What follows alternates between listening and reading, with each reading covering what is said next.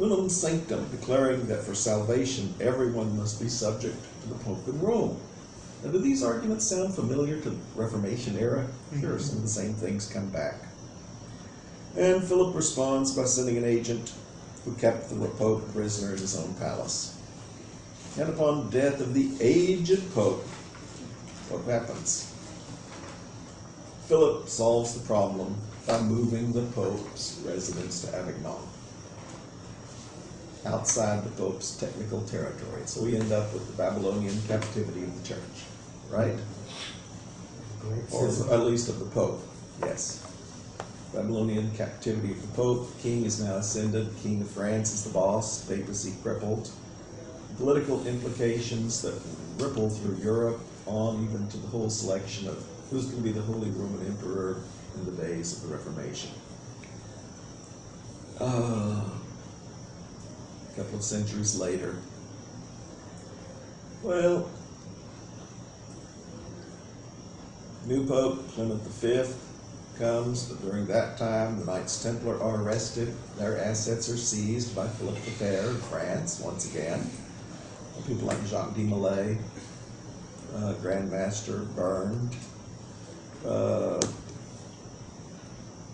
Papacy eventually regained a lot of its power in the next couple of centuries with the conciliar movement, but it never went back to what it was in terms of power. Other monarchs didn't like money going to where? If the Pope is now run by the King of France, what happens to your money that goes to the papacy? It goes to the King of France. If you're German or Spanish, you really want your money to go to the King of France, not necessarily, or English. So there's interesting history there too. Well, the popes had to come up with new ways of raising money. That's where the bureaucracy tended to develop. Where things like selling, well, the whole business of relics and indulgences became more popular because they had to raise money to function, because people are drying up the money that's coming through normal sources. You also, however, do have good things like the preaching friars, Dominicans, Franciscans. They all come up during this period, and part of it's in reaction to this kind of a thing. Women religious movements develop during this time.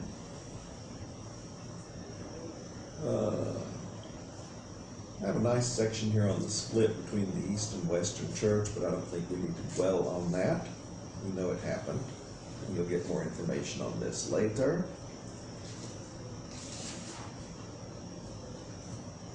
I want to mention some other things that throw the whole thing off.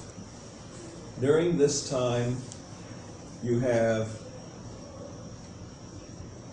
the plagues going through Europe. What does that do? It creates social instability. You also have some other climate change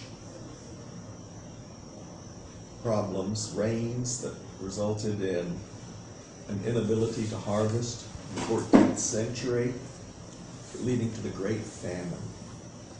It was everything went wrong for about 2-3 years. And between the Black Death and the Great Famine, some say between 30 and 60% of the population of Europe died between the two. Now that created major people movements, because you had suddenly in some places in Europe where there had been a lot of death, a need for labor. And the local royals and others would be willing to invite people there to settle. So you might have someone who moves hundreds of miles or across more than one nation to settle in another nation because it was a better land situation when this was all done to build a living. Now what does that do? It causes social ferment. I don't think when we talk about all these things that are going on, you can ignore the Great Famine, the Little Ice Age, or the plague, and the ferment that exists then, including how it changed preaching as it became very apocalyptic and talked about the end of the world, which kind of happens today in the nuclear age.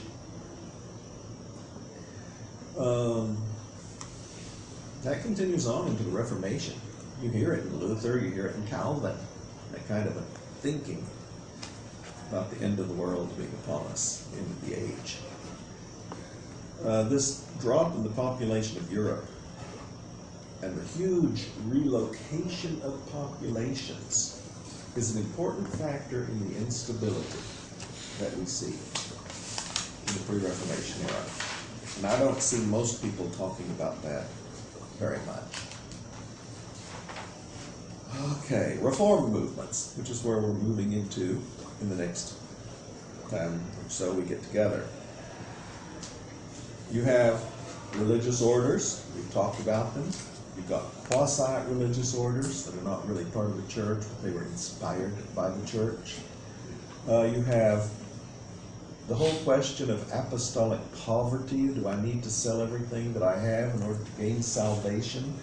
As popular amongst some aspects of the laity as well as the clergy. You had groups like the Humiliati that developed, or Leon, founded by Peter Waldo, or we would call them Waldensians, or Valdez, as some would call him. The church really didn't always know how to react to these kinds of orders because they weren't part of the church. And sometimes the church would embrace these orders like they did with Francis, and sometimes they would reject them like they did with the Waldensians. They accepted groups like the Humiliati and that told them you can't preach. Well, the Humiliati agreed to that. They told the Waldensians the same thing, and they said, no, we're going to preach because Christ calls us to preach, and therefore it came into conflict with these kinds of orders. And this affects things down the road. Franciscans come and they sanctified them as a preaching order.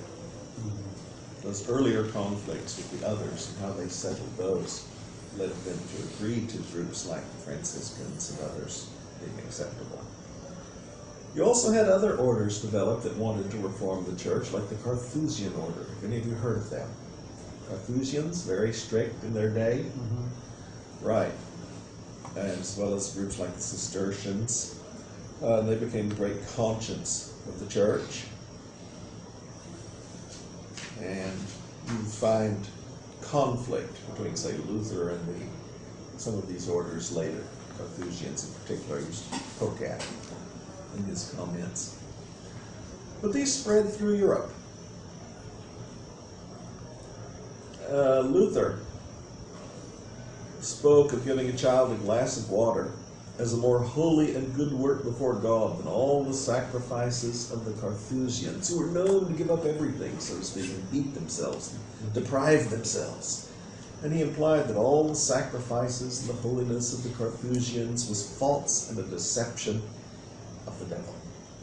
But these movements developed and became then matters of conflict in the Reformation. He said that the ceremonies created by men at the expense of God were worthless. So there was a lot of well-intentioned devotion that developed. How it ended up a century or two later compared to the start, I cannot say. But it was obviously 2 centuries later, regarded very negatively by people like Luther in large catechism. The Cistercians, the white monks, sought to avoid dependence on major donors. So what do?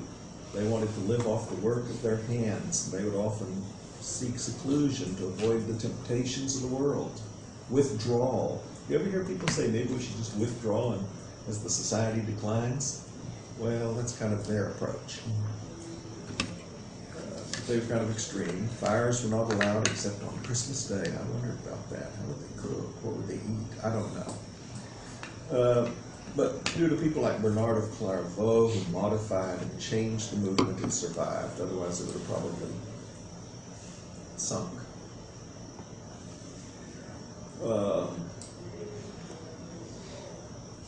You'll look at that. Dominicans, Black Friars, don't need to talk about that. You'll see more of them. You found the rise of Manichaean groups like the Cathars or the Albigenses in southern France who were kind of Gnostic. Of course, the church and the state turned military against them. There's several pages on that. The role of these different groups in. Or are we going to deal with that militarily or through preaching? And actually they did both. So this is the setting for all these people to develop religious order. The Inquisition developed in this time. It's kind of important to realize to deal with heresies, persuade people to change their minds. We've all realized, though some of those groups really degenerated, how much they degenerated. They had the reputation that was pretty fierce. And there's a lot of debate as to how much of that was the propaganda of the day and how much of that was real. Probably it was both. Yeah. Some of it was propaganda and some of it was very real. And we have some discussion on that. They say, however, this, and this is important as we move to the movements we're going to be talking about. One can mark the progress of heresy in much of Europe by where the inquisitors set up shop. So when you start seeing the inquisitors moving into areas, it's because something's going on there, such as the Waldensians, such as the Hussites, and others. It's just one of the points that I thought was obvious, but you don't think about it. It's a secondary source for some of what's going on. They were known for being ruthless towards the Jews, later Protestants, and people with money who were not in favor. If they could argue for something funny reason. Now, the whole issue of the Pope, is the Pope really the one who rules the church, or should the church's greatest authority be councils? That led to conciliarism. Are you familiar with conciliarism? Mm-hmm. Good. Okay. Well, that tension continues into the Reformation. But it really starts here, and it goes back to some of the conflicts with the Waldensians, the Hussites, and into the Reformation. Because Luther, for instance, wanted to call council, not look to the Pope. Well, the answer was basically no. The Pope is the authority. Only the Pope can interpret Scripture, and only the Pope can call a council. Now that was much debated before the Reformation and at the time of the Reformation. Talk about the Fourth Lateran Council and transubstantiation back in the 13th century. You'll get all of this. And Council of Constance, which is well known as well. So we're supposed to be done now, is that right? Yeah, it's time. Very good. I managed those.